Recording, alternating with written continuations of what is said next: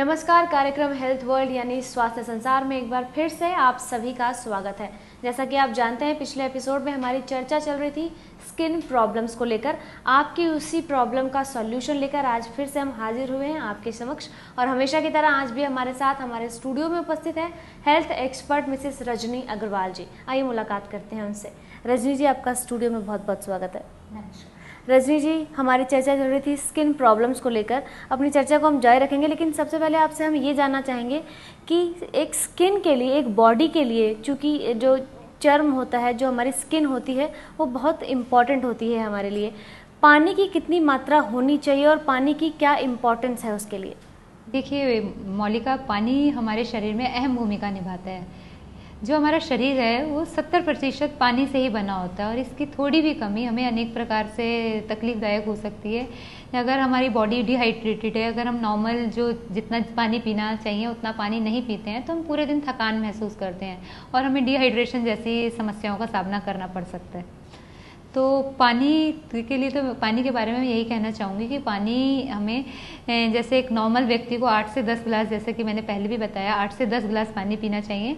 लेकिन विशेष परिस्थितियों में जब हम जाते हैं और कि अगर कोई व्यक्ति धूप में या फील्ड वर्क में ज़्यादा है तो वो इससे ज़्यादा भी पानी ले सकता है। इसी प्रकार से अगर कोई व्यक्ति विशेष वातानुकूलित रूम में रहता है और उसी वातावरण में उसका ज़्यादा समय व्यतीत होता है, तो उससे कम 8 से 10 गिलास से कम पानी में भी वो अपना दिन व्यतीत कर सकता है। इसी प्रकार जो अपने भोजन में फलों का, सब्जियों का अधिक समावेश कर रहे हैं, उनके लिए ये मात्रा ऐसा कोई निर्धारित नहीं है कि उन्हें 8 से 10 गिलास ही लेना पड़ेगा। अधिक मात्रा में अगर फलों, सब्जियों का, सूप का सेवन कर रहे हैं तो ये मात्रा आप अपनी आवश्यकता के अनुसार कम या ज़्यादा भी कर सकते हैं। जी, हम बात कर रहे हैं स्किन प्रॉब्लम्स को लेकर। कई बार हम देखते हैं कि लड़कियों के फेस पे हल्के हल्के बाल होते हैं, जिसको लेकर वो बहुत ज़्यादा परेशान रहती हैं, पार्लर्स में भी जाती हैं, लेकिन उनका कोई सॉल्यूशन नहीं होता। आपकी थेरेपी में इसका क्या ट्रीटमेंट है?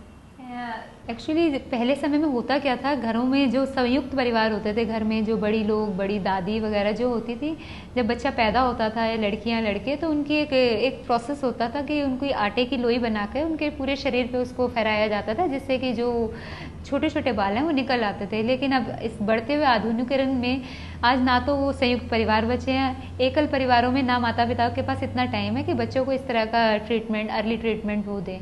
तो जब जैसे जैसे बच्चे बड़े होते हैं तो ये बाल रह जाते हैं, कुछ बाल रह जाते हैं और बहुत ही बड़े होकर बड़े ही भद्दे लगते हैं। कई बार ये बाल हमारे हार्मोनल चेंजेस की वजह से भी, अब जैसे लड़कियां प्यूबर्टी में एंटर करती हैं, लड़के एंटर करते हैं, किशोरावस्था में जाते हैं, हार्मोनों की गड़बड़ी की वजह से भी कुछ अपर लिप पे बाल आ जाते हैं, चिन पे बाल आ जाते हैं। और कई व्यक्तियों में, कई लड़कियों में, लड़कों में, मैंने लड़कियों में स्पेशली देखा है कि पुरुषों की तरह दाढ़ी भी आ जाती है।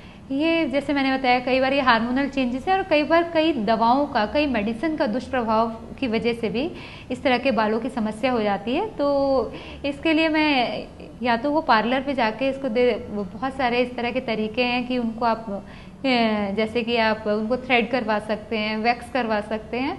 नहीं तो इसका एक स्थायी तरीका है कि आप आजकल जो बहुत ही प्रचलित प्रक्रिया है, लेज़र का नाम सभी लोगों ने सुना है, लेज़र प्रक्रिया द्वारा भी स्थायी रूप से इससे छुटकारा पा सकते हैं। कई बार हम देखते हैं कि लड़कियां इतना ज़्यादा परेशान हो जाती हैं इन चीज़ों को लेकर कि वो मेडिसिन का भी प्रयोग करती हैं। क्या ये ठीक है? बालों के लिए अगर बाल अगर कहीं उग जाते हैं और आप मेडिसिन का प्रयोग कर रहे हैं, तो फर्दर आप अपनी बॉडी को कुछ केमिकल्स, कुछ वो हार्मोन्स दे रहे हैं, जिससे कि ये प्रॉब्लम आपकी बढ़ेगी ही, कम नहीं होगी। तो मैं इसके लिए बिल्कुल सहमत नहीं हूँ। आप इसके लिए कुछ जो मैंने टेक्निक बताई है कि लेज़र का सहारा ले सकते हैं। अगर आपको परमानेंट ट्रीटमेंट लेना है तो आप लेज़र का सहारा लीजिए। अदरवाइज अगर टेम्परेरी ट्रीटमेंट में, जैसे कि वैक्स है या फिर ये वैक्सिंग के साथ साथ दिस थ्रेड है, थ्रेडिंग, इन चीज़ों का सहारा, या शेव है, इन चीज़ों का सहारा लेके काफ़ी हद तक इस प्रॉब्लम से छुटकारा पाया जा सकता है। मतलब मेडिसिन को अवॉइड ही किया जाए तो ज़्यादा बेहतर रहेगा। जी, लेडीज़ के बाद बहुत कम समय होता है, क्योंकि वो घर पर इतना, परिवार में इतना लग जाती हैं कि अपने लिए उनके पास समय ही नहीं होता कि वो पार्लर में जाएं। लेकिन हम देखते हैं कि कई बार वो ध्यान नहीं देती, उनके चेहरे पर कालापन आ जाता है। उस स्थिति में वो महिलाएं क्या करें, क्योंकि उनके पास समय कम है, घर बैठे ही वो किस तरह से इसका इलाज कर सकती हैं? देखिए, मैं फिर से आपको बताना चाहूँगी, जो हमारे हिंदुस्तान में जो रसोई है वो अपने आप में ही इस चीज़, सौंदर्य का खजाना है। हमारे जो रसोई घर में इतनी सारी चीज़ें हैं, जैसे दालें और जो कि इतनी, जैसे मसूर की दाल, मैं दालों के विषय में कहूँगी, मसूर की दाल है या चने मूंग की दाल है, आप उनको दालों को पानी में भिगो के आप उनको पीसिए और उसका, अगर आपने सपोज आप घर में रसोई में ही कोई काम कर रही है, आप आटा गूंथ रही हैं या सब्जी काट रही हैं, इतनी देर आप अगर जो रसोई का काम करते करते उन्हीं दालों का या उस दाल का पेस्ट लगा लें अपने चेहरे पे, और जैसे ही आप काम करके फ्री होती हैं अपना चेहरा धो लें। तो इन छोटे छोटे टिप्स को अगर आप मानेंगी, जैसे आप घर में बादाम देती हैं बच्चों को, उसको पानी में आपने ओवरनाइट भिगोया है, इमर्स किया वाटर में, अगर आपके यहाँ 10 बादाम काम में आते हैं, 12 बादाम भिगोइए, 2 बादामों को आप अपने लिए अलग से पीस के रखिए, उस पर उसका चेहरे पर लेपन कीजिए, तो कुछ ही दिनों में आप पाएंगे कि आपकी जो चेहरे की त्वचा है एकदम कांतिमय हो गई और आपका जो एक कालापन आप बता रही हैं ये बिल्कुल पूरी तरह से दूर हो चुका है। अगर इसके लिए आप किसी सौंदर्य प्रसाधन की सहायता लेंगे तो मैं नहीं समझती कि आपको कोई स्थायी परिणाम इसके मिलेंगे। आपने जितना भी हमें स्किन प्रॉब्लम्स के विषय में बताया, ज़्यादातर हमें ये बताया कि जो ये चीज़ें होती हैं बाहर की, जो एटमॉस्फेयर होता है या हम पॉल्यूशन में रहते हैं, सूर्य की किरणें होती हैं, ये और सारी चीज़ें होती हैं, इनके कारण होती हैं। इंटरनली भी क्या कुछ स्किन प्रॉब्लम्स ऐसी होती हैं जो घातक साबित हो सकती हैं? इंटरनली बहुत तरह की स्किन प्रॉब्लम्स हैं, जैसे कि मैं आपको इंटरनली, जब आपने शब्द लिया तो जैसे कई बार हम लोग कॉन्स्टिपेशन से शिकार होते हैं, हमें हमारा जो मल का निष्कासन है पूरी तरह से नहीं हो रहा था, तब भी हमें कुछ स्किन प्रॉब्लम्स हो जाती हैं।